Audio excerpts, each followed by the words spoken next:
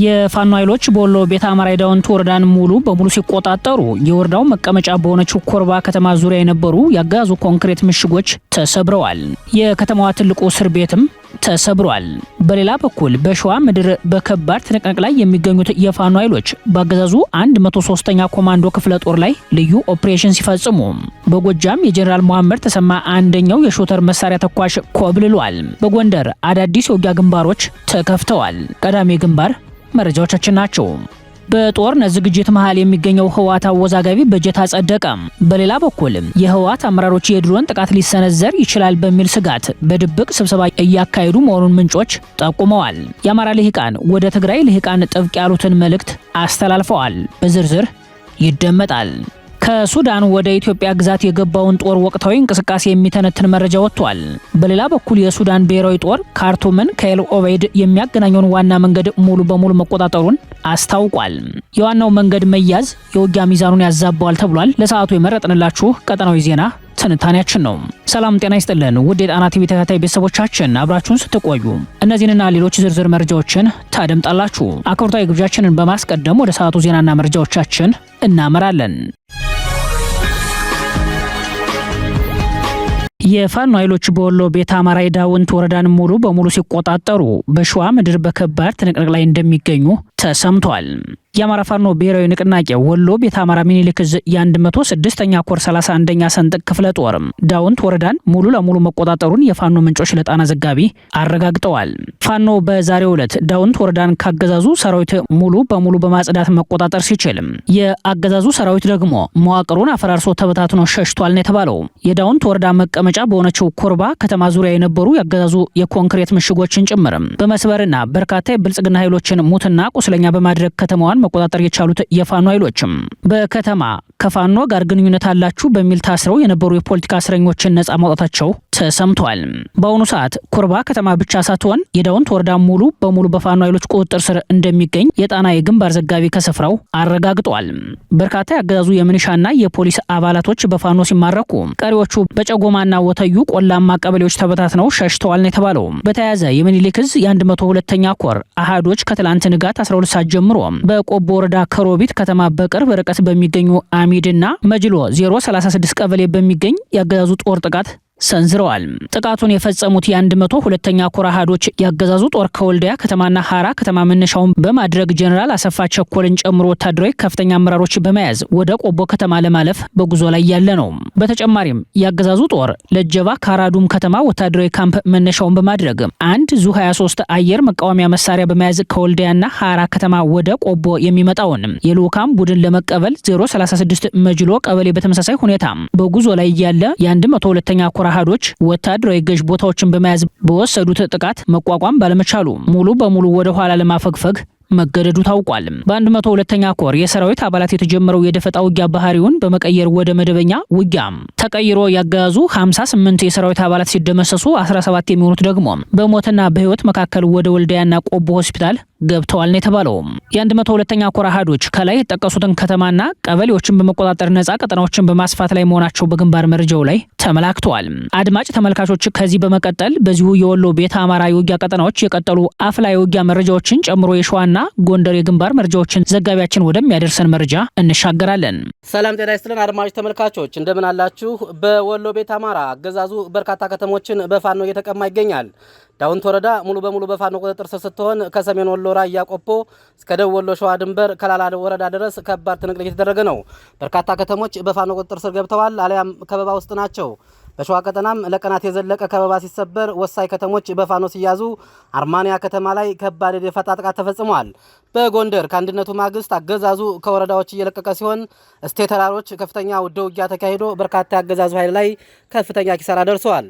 እንደሚታወቀው አገዛዙ ለወራት ያህል በወሎ ቤተ አማራ በተለያዩ ወረዳዎች እስከ ቀበሌ ድረስ ፋኖን ከቦታው አጸዳለሁ በሚል በመድፍ ድብደባ እንደዚሁም በድሮን በርካታ ንጹሃንና የሃይማኖት ተቋማትን ሲያወድም የነበረ መሆኑ ይታወቃል። የፋኖ ኃይሎችንም በአገዛዙ ላይ ከፍተኛ ምት ቢያሳርፉበትም ከተሞችን እየለቀቁ ቆይተዋል። ሚኒሊክ ዕዝ በሚታወቅበት ቀጣይነት ባለው ዘመቻ በመልሶ ማጥቃት ከበባ መፈጸም በዚሁ ቀጠናውን በመቆጣጠር ላይ ይገኛል። ዳውንት ወረዳ ሙሉ በሙሉ በፋኖ ኃይሎች ቁጥጥር ስር ስትገባ አፋብን ወሎ ቤት አማራ ሚኒሊክ ዕዝ የ106ኛ ኮር 31ኛ ሰንጥ ክፍለ ጦር በዳውንት ወረዳን ሙሉ በሙሉ ተቆጣጥረዋል። ዛሬ ሐምሌ 20 2018 ዓ.ም ዳውንት ወረዳን ካገዛዙ ሰራዊት ሙሉ በሙሉ ማጽዳት ተችሏል። ያገዛዙ ሰራዊት መዋቅሩን አፈራርሶ ተበታትኖ በርካታ የሚሊሻና የፖሊስ አባላቶች ተማርከዋል። የወረዳው ማህበረሰብም ነጻነቱን በፋኖ ክንድ በማግኘቱ ደስታቸውን እየገለጹ ሲሆን የወረዳው አመራሮችም ከሚፈረጥጠው ሰራዊት ጋር አብረው መሄደዋል ሲል የ106ኛ ኮር ሚዲያና ኮሙኒኬሽን መምሪያ መረጃውን አድርሶናል። እንደዚሁም በመቅደላ ወረዳ ደብረ ዘይትና ኮሬብ ከተሞችን ጨምሮ በርካታ መለስተኛና መካከለኛ ከተሞች በአፋብ ሚኒሊክ ዕዝ በ105ኛ ኮር ሾሴን ጅብሪል ሻለቃ ቁጥጥር ስር ሲገቡ የወረዳው ዋና መቀመጫ ማሻ ከተማ በከበባ ውስጥ ገብታለች። በከላላ ግንባር ወረዳ ደገር ከተማን አገዛዙ በከበባ ለቆ ሲወጣ ከላላ ከተማን ጨምሮ በርካታ የምዕራብ ወሎ ወረዳዎች በፋኖ ቁጥጥር ስር ሲገቡ ለሚ ከተማም እንደዚሁ በ47ኛ ክፍለ ጦር ውስጥ ገብታለች። አብዛኛዎቹ ቦታ ላይ ከፍተኛ ትንቅንቅ እየተካሄደ ይገኛል። በዚሁ ቀጠና በራያ ግንባር የአማራ ፋኖ ብሔራዊ ንቅናቄ ወሎ ቤት አማራ ሚኒሊክ ዕዝ 102ኛ ኮር አሃዶች በአገዛዙ ላይ መብረቃዊ የደቂቃ ጥቃት ፈጽመዋል። ትናንት ሐምሌ 19 2018 ዓ.ም ከንጋቱ 12 ሰዓት ጀምሮ የ102ኛ ኮር አሃዶች በሰሜን ወሎ ዞን በራያ ቆቦ ወረዳ ከሮቢት ከተማ በቅርብ ርቀት በሚገኙ ከአካባቢዎች በአሚዲና መንጀሎ በ036 ቀበሌ በወሰዱት ጥቃት በአገዛዙ ሰራዊት ላይ ከፍተኛ ጥቃት ፈጽመዋል። ጥቃቱን የፈጸሙት የ102ኛ ኮር አሃዶች አገዛዙ ከወልዲያ ከተማና ሐራ ከተማ መነሻውን በማድረግ ጄኔራል አሰፋ ቸኮልን ጨምሮ ወታደራዊ ከፍተኛ አመራሮችን በመያዝ ወደ ቆቦ ከተማ ለማለፍ በጉዞ ላይ እያለ ነው። ጄኔራሎቹና አሰፋ ቸኮልም በደረሰባቸው ከፍተኛ ኪሳራ የ102ኛ ኮር ክንደ ብርቶችን መመከት ባለመቻሉ ወደ መጣበት ወልዲያ ተመልሷል። መረጃው ቀድሞ የደረሳቸው የ102ኛ ኮር የደፈጣ ጥቃቱን በአገዛዙ ላይ በሌሊቱ ተስበው ወታደራዊ ገዥ ቦታዎችን በመያዝና በሶስት ግንባር ውጊያ በመክፈት ማለትም በአሚድ በሮቢት ሁለተኛ ደረጃ ትምህርት ቤት በመንጀሎ በነበረው አውደ ውጊያ ለራሱ የሰራዊት አባል ክብር በሌለው በመሆኑ በገሃድ አስከሬኑን ሳያነሳ ተበትኗል። በተጨማሪም ለጀባ ከአራዱም ከተማ ወታደራዊ ካምፕ መነሻውን በማድረግ አንድ ዙ 23 መሳሪያ በመያዝ ከወልዲያና ሐራ ከተማ ወደ ቆቦ የሚመጣውን የሉካን ቡድንም ለመቀበል በ06 መንጀሎ ቀበሌ በተመሳሳይ ሁኔታ በጉዞ ላይ ያለ የ102ኛ ኮር አሃዶች ወታደራዊ ገዥ ቦታዎችን በመያዝ በወሰዱ ጥቃት መቋቋም ባለመቻሉ ሙሉ በሙሉ ወደ ኋላ እንዳፈገፍግ ተገዷል። የ102ኛ ኮር የሰራዊት አባላት የተጀመረውን የደፈጣ ውጊያ ባህሪውን በመቀየር ወደ መደበኛ ወደ ውጊያ ተቀይሮ ያገዛዙ 58 የሰራዊት አባላቱ ሲደመሰሱ 17 የሚሆኑት ደግሞ በሞትና በሕይወት መካከል ወደ ወልዲያና ቆቦ ሆስፒታል ገብተዋል። የ102ኛ ኮር አሃዶች ከላይ የተጠቀሱትን ከተማ ቀበሌዎች በመቆጣጠር ቀጠናቸውን ሳያስደፍሩ አካባቢያቸውንም አስከብረዋል። በመጨረሻም የአማራን ሕዝብ ጭፍጨፋውን እውን ለማድረግ የመጣው ያገዛዙ ኃይል የተለመደውን ወታደራዊ ኦፒ የሌለውን የከባድ መሳሪያ ድብደባ በማድረግ ምክንያት በአራዱም 08 ቀበሌ በአቶ ጫኔ ትኩየ ልጅ በአሰቃቂ ሁኔታ በመግደልና በርካታ ንጹሃን አርሶ አደሮችን በማቁሰል የሕክምና አገልግሎት እንዳያገኙ ከልክሏል ሲል የሚኒሊክ ዕዝ ህዝብ ግንኙነት መምሪያ መረጃውን አድርሶናል። በሸዋ ቀጠና ፋኖ የደፈጣ ጥቃቶችን ሲፈጽም ከተሞችን መልሶ በመቆጣጠር ላይ ይገኛል። የራምቦ ክፍለ ጦር በዛሬው ዕለት በአርማንያ ልዩ የደፈጣ ውጊያ ማካሄዳቸው ታውቋል። የራምቦ ክፍለ ጦር በብልጽግና የ103ኛ ኮማንዶ ክፍለ ጦር ላይ ልዩ ኦፕሬሽን ማካሄዳቸውን የእዙ የህዝብ ግንኙነት አሳውቋል። የአፋብን ሸዋ ጠቅላይ ግዛት አሳምነው ዕዝ የአፄ አምደ ጽዮን ክራካል የሆነው የራምቦ ክፍለ ጦር እንደዚሁም የሙሐመድ ተሰማ እርገጤ ክፍለ ጦርና የእዙ ልዩ ዘመቻ ንስር ሻለቃ አሃዶች በጋራ በመሆን በአገዛዙ ኃይል ላይ በአይነቱ ለየት ያለና የተሳካ ኦፕሬሽን ማካሄድ ሲገልጹ ኦፕሬሽኑ የተፈጸመው ሐምሌ 20 ቀን 2018 ከሌሊቱ 10 ሰዓት እስከ ጧቱ 2 ሰዓት ባለው ጊዜ ውስጥ በተካሄደ ጠንካራ ውጊያ ነው። ይህ ኦፕሬሽን በይፋትና ጥሙጋ አውራጃ ስር በሚገኙ አርማንያ ክላስተር፣ አርማንያ ማፉድ፣ ገደባ ማፉድ፣ የውሃ ታንከርና ማፉድ ሚካኤል ቤተክርስቲያን አካባቢ ያለውን የተደረገ ኦፕሬሽን መሆኑን ገልጿል። በእነዚህ ስፍራዎች ላይ ሰፍሮ በነበረው የብልጽግና ኃይል ላይ የ103ኛ ኮማንዶ ክፍለ ጦር ላይ የማያዳግም እርምጃ መውሰዱን የጠቀሰው ዕዙ ፋኖ ባደረገው ስልታዊ ውጊያ ያገዛዙ ጦር ምሽግ ማስለቀቁን፣ ያገዛዙ ኃይል መደምሰሱን እንዲሁም ሞትና ቁስለኛ በማድረግ መብረቃዊ ጥቃት መፈጸሙን ሲያሳውቅ በፋኖ ኃይል በኩል ያለምንም ጉዳት የተሳካ ኦፕሬሽን መሰራቱን ገልጿል። በጎንደር በተመሳሳይ ለሳምንት የቆየው ትንቅንቅ በፋኖ የበላይነት የተጠናቀቀ ሲሆን ከተሞች ነጻ መውጣት ጀምረዋል። ትናንት ሐምሌ 19 ከእስቴ ተራሮች ስር ያገዛዙ ሰራዊት መቀበሪያ ሆኖ ውሏል። እስቴ ደንሳ ብርጌድ በውድቀት ዋዜማ ላይ የሚገኘው የብልጽግና ኃይል አከርካሪውን በመስበር አንጸባራቂ ድል ተጎናጽፈዋል። ለተከታታይ 5 ሰዓት በተደረገው የጨበጣ ውጊያ በለበጥ፣ በእስላም ሀገር፣ በዝባራ፣ በአፈውጠን ተራራ፣ ይቬ ወንዝና ምክሬ በተባሉ ቦታዎች ያገዛዙ ወታደሮች በፋኖ ከበባ ውስጥ ገብቶ ከባድ የሆነ ሰብአዊና ቁሳዊ ኪሳራ ደርሶበታል። ያገዛዙ ኃይል በሁለት አቅጣጫ በዙ 23 በሞርታር ቁምቡላ እንዲሁም በድሽቃ በታገዘ ውጊያ ቢሞክርም የፋኖን ክንድ መቋቋም አልቻለም። በአውደ ውጊያ የደረሰው ሰብአዊና ቁሳዊ ኪሳራ አንድ ኦራል ያገዛዙ ሎጂስቲክ የጫነ መኪና ከጥቅም ውጭ ሆኗል። 2 ፓትሮል ቁስለኛ፣ ዙ 23 ተኳሹን ጨምሮ በርካታ የተመለሰ ኃይል። አፋብን ጎንደር ጠቅላይ ግዛት በላይዝ አንድነት መግለጫውን ከሰጠ ሐምሌ 5 2018 እስከ ዛሬው ዕለት ድረስ በሁሉም ቀጠናዎች የሚንቀሳቀሱ ያገዛዙ ኃይል በከፍተኛ የስነ ልቦና ጫና ውስጥ የገባ ሲሆን አንዳንድ ወረዳዎችን እየለቀቀ በመውጣት ላይ መሆኑንም አፋብን ጎንደር ጠቅላይ ግዛት በላይዝ ህዝብ ግንኙነት መምሪያ በግንባር መረጃው ላይ ገልጿል። ለጥንቅሩ ተስፋዬ ልሳኑ ነኝ ከዚያው ከትግሉ ሜዳ። ይህ በእንዲህ እንዳለ በጎጃም ቀጠናዎች መጠነ ሰፊ የጦር ወንጀሎችን በመፈጸም የሚታወቁት የምስራቅ እዝ ዋና አዛዥ ጀነራል መሐመድ ተሰማ አንደኛው አጃቢና የሴኩሪቲ አመራር የሹተር መሳሪያ ተኳሹ 10 አለቃ ሀብቴ ፋኖን መቀላቀሉ ተሰምቷል። አጃቢው ቴዎድሮስ እዝን ሲቀላቀል ደማቅ አቀባበል እንደተደረገለት የአፋብን ቴዎድሮስ እዝ የመረጃ ምንጮች ገልጸዋል። ምስራቅ እዝ ግዳጅ የመፈጸም አቅም ደካማ መሆኑን ኩብለላ አንደኛው የዙ አደጋ እንደሆነ መገምገሙን ወታደራዊ ምንጮችን ጠቅሰን መዘገባችን ይታወሳል። በጦርነት ዝግጅት መሃል የሚገኘው ህወሓት አወዛጋቢ በጀት አጸደቀ። በሌላ በኩል የህወሓት አመራሮች የድሮን ጥቃት ሊሰነዘር ይችላል በሚል ስጋት በድብቅ ስብሰባ እያካሄዱ መሆኑን ምንጮች ጠቁመዋል። በጦርነት ዝግጅት መሃል የሚገኘው ህወሓት የ2019 የትግራይ በጀት ዓመት በሚል የ65 ቢሊዮን ብር ዓመታዊ በጀት ማጽደቁን አሳወቀም። አወዛጋቢ የፖለቲካ ትርጉም የያዘው የህወሓት በጀት በዘንድሮ ዓመት የፌዴራሉ መንግስት ለትግራይ ከመደበው 31 ቢሊዮን ብር ጋር የሚቀናጅ ይሁን ወይንም ለብቻው የሚቀጥል በግልጽ የታወቀ ነገር የለም። እንዲያም ሆኖ ህወሓት ብልጽግናን እቀብራለሁ እያለ ከመዛቱ አኳያ በጀቱ ከፌዴራል በጀት ጋር ይቀናጃል ተብሎ አይጠበቅም። በፌዴራል መንግስት በጀት ድጎማ ከኦሮሚያ ከአማራ ከሶማሌና ደቡብ ክልሎች ቀጥሎ በአምስተኛ ደረጃ የተቀመጠው የትግራይ ክልል በጀት በዘንድሮ ዓመት ይፋ በሆነው የክልሎች በጀት ድጎማ 31 ቢሊዮን 335 ሚሊዮን ብር የተመደበለት መሆኑን መረጃዎች ያመላክታሉ።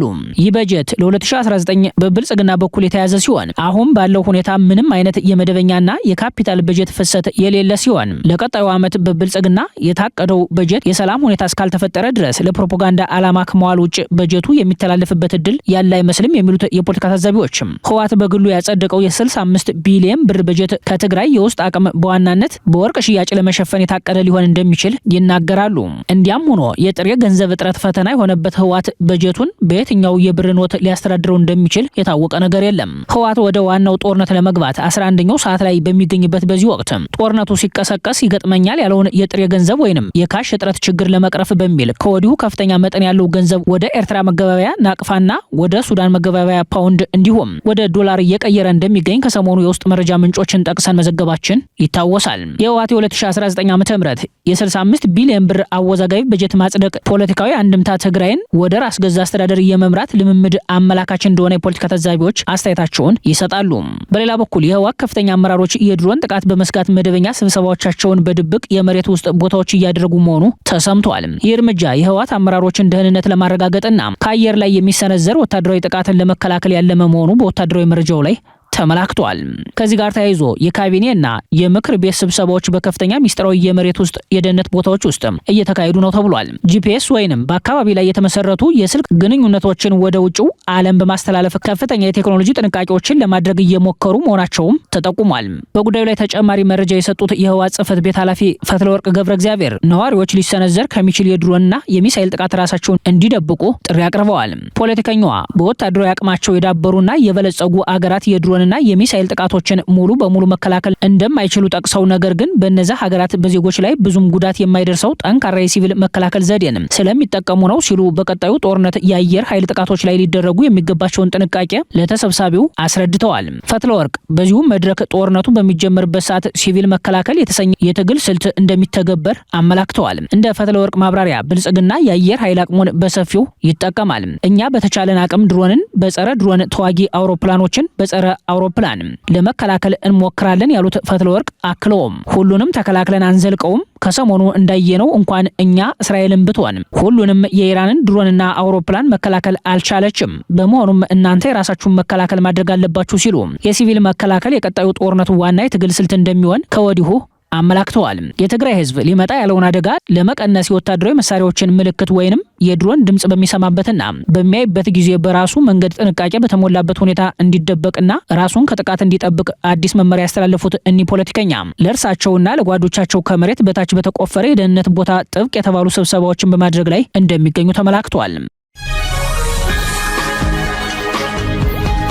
የወልቃይት ጠገዴ ጠለምት አማራ ምሁራን ማህበር ወደ ትግራይ ጥብቅ መልእክት ላከ።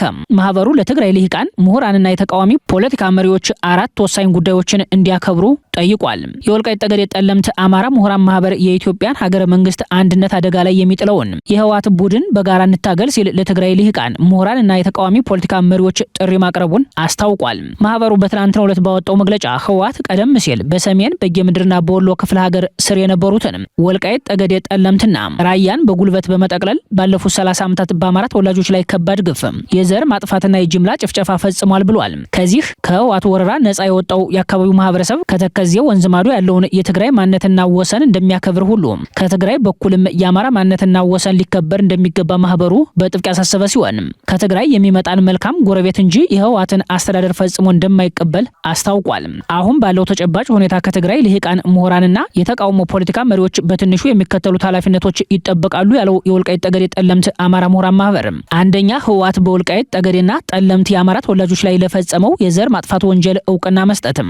ሁለተኛ ባለፉት 30 ዓመታት በእነዚህ አካባቢዎች የዘር ማጥፋት ወንጀልን ጨምሮ ልዩ ልዩ ግፍና በደሎች ለተፈጸመበት የአማራ ህዝብ የፍትህና የካሳ ጥያቄው እንዲመለስለት አጋርነትን ማሳየትም። ሶስተኛ በትግራይ ህዝብ ጉያ ውስጥ የተሸሸጉም ሆኑ በስደት ዓለም ያሉ የዘር ማጥፋት ወንጀሉን በሐሳብ የደገፉ በተግባር ያስፈጸሙ አሁንም ለዳግም ደም አፋሳሽ ጦርነት እየተዘጋጁ ያሉ የጥፋት ቡድኑ የህወሓት አመራሮችም አባላትና አጋሮቹ ለፍርድ እንዲቀርቡ አሳልፎ መስጠትም።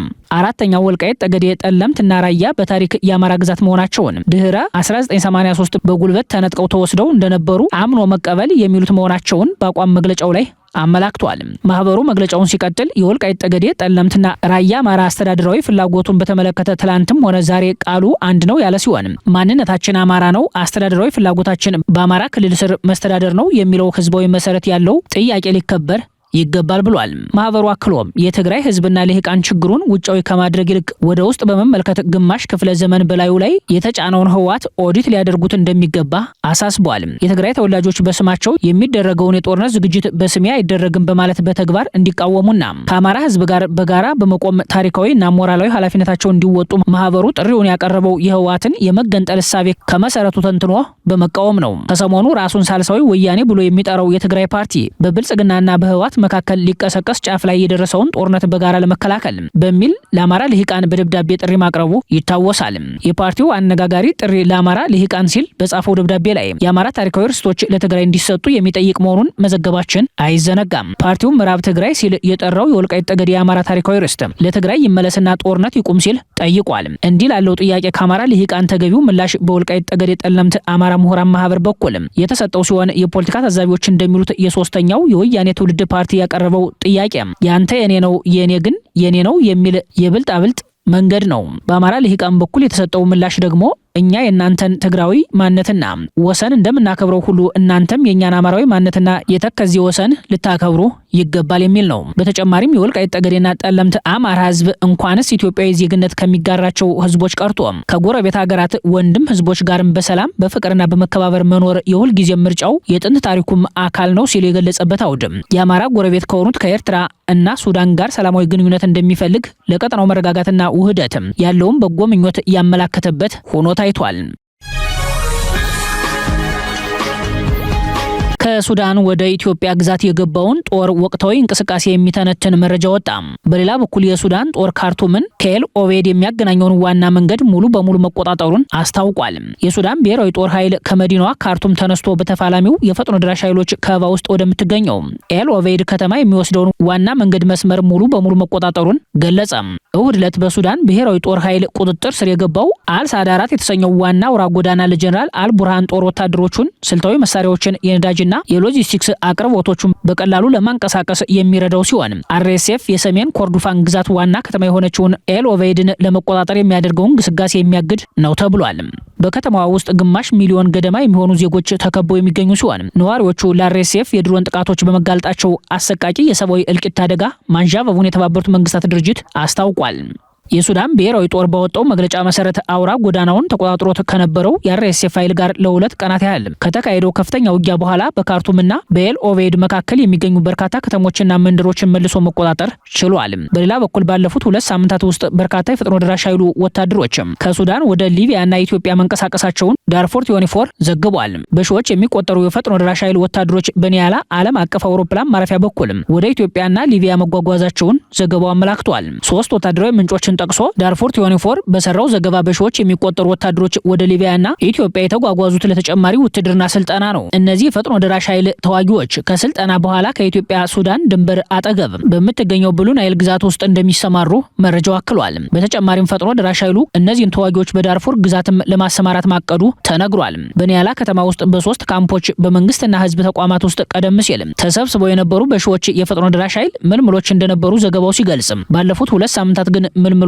ስፍራውን ለቀው ወደ ሊቢያና ኢትዮጵያ መጓጓዛቸውን የዜና ምንጩ አስፍሯል። ዳርፉር 24 በዘገባው እንደጠቀሰው በርከት ያሉት እነዚህ ተዋጊዎች ደቡብ ሱዳናዊ ዜግነት ያላቸው ናቸው። ላለፈው 1 ወር ከስፍራው በኒያላ ከተሰበሰቡ በኋላ ላለፉት 2 ሳምንታት ለስልጠና ወደ ጎረቤት ሀገራት በአየር ተጓጉዘዋል ብሏል። በኒያላ ዓለም አቀፍ አውሮፕላን ማረፊያ ላለፉት ሳምንታት በርካታ ከባድ ጭነት አውሮፕላኖች ሲመላለሱ መክረማቸውንም ዘገባው ይጠቅሳል።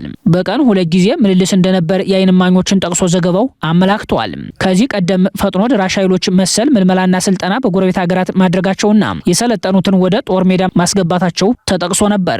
በአሁኑ ወቅት በዳርፉር ግዛት ጦርነቱ የተጋጋለ ሲሆን ኮርዶፋንና ብሉ ናይል ግዛቶችም የግጭቱ ማዕከላት ናቸው። ባለፉት ወራት ፈጥኖ ደራሽ ኃይሎች በኢትዮጵያ ድንበር አቅራቢያ በሚገኘው ብሉ ናይል ግዛት ውስጥ የነበራቸውን ዋነኛ ይዞታዎች ማለታቸው ይታወሳል።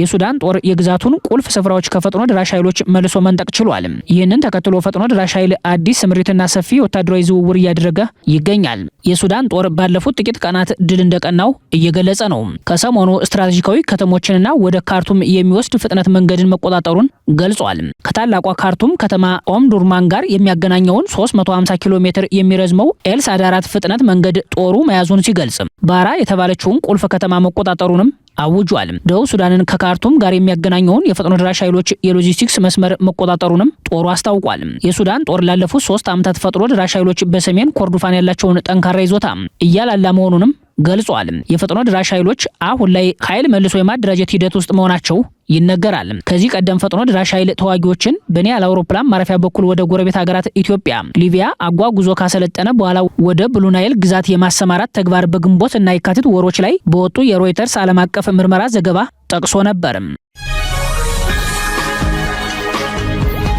ክቡራትና ክቡራን ቤተሰቦቻችን ለሰዓቱ የሰናዱት መረጃዎቻችን የተከታተላችኋቸውን ይመስሉ ነበር። አብራችሁን ስለቆያችሁ ልባዊ ምስጋናችን ይድረሳችሁ እያልን የጣና ቲቪ ወቅታዊ ዜናዎች፣ ትንታኔዎችና ልዩ ልዩ ፕሮግራሞች እንደርሷችሁ ቻናላችን ሰብስክራይብ በማድረግ ቤተሰብ ይሁኑ። በተሳትፎ የትግል ሚዲያውን እንዲያጠናክሩ ጥሪያችንን እናቀርባለን። ጣና ቲቪ ከሀቅ ጋር